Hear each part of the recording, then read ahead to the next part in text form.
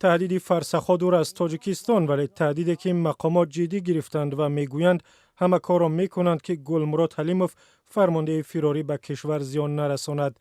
دادستانی کل روز 5 سپتامبر گفت دستور داده است گزارشات درباره فرماندهی دولت اسلامی تعیین شدن گلمورد حلیموف را تحقیق کنند.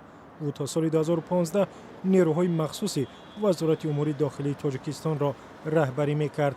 سخنگوی دادستانی روز 5 سپتامبر به رادیو آزادی گفت نهادهای امنیتی وظیفه‌دار شدند از هر گونه کوشش گلمورد حلیموف برای خرابکاری در تاجیکستان جلوگیری کنند.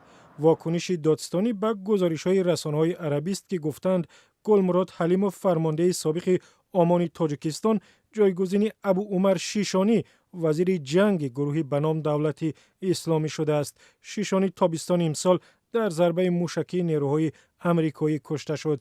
کارشناسان امنیتی میگویند ممکن است گلمورد حلیموف را با نظرداشت 3 دفعه در امریکا تمرین دیدنش و تجربه اندوخته‌اش در عملیات‌های بی‌ضررگردانی گروه‌های مسلح در تاجیکستان وزیر داعش تعیین کرده باشند. گزارشات درباره وزیر داعش شدن گلمورد حلیموف بعد از آن نشر شد که حکومت امریکا گفت در عوض معلومات ارزشمند درباره جای فرماندهی تاجیک تا 3 میلیون دلار پاداش تعیین کرده است. گلمورد حلیموف که ماه اپریل سال 2015 ناپدید شد، ماه می با نشر ویدیوی تبلیغاتی در اینترنت گفت به نشان اعتراض از کاری وزارت امور داخلی تاجیکستان در رابطه با حجاب و ریش به صف جنگجویان دولت اسلامی پیوسته است. او را در تاجیکستان به تروریسم و خیانت به وطن متهم می‌کنند و از اینترپل خواستند در بازداشت فرمانده فراری مساعدت کند.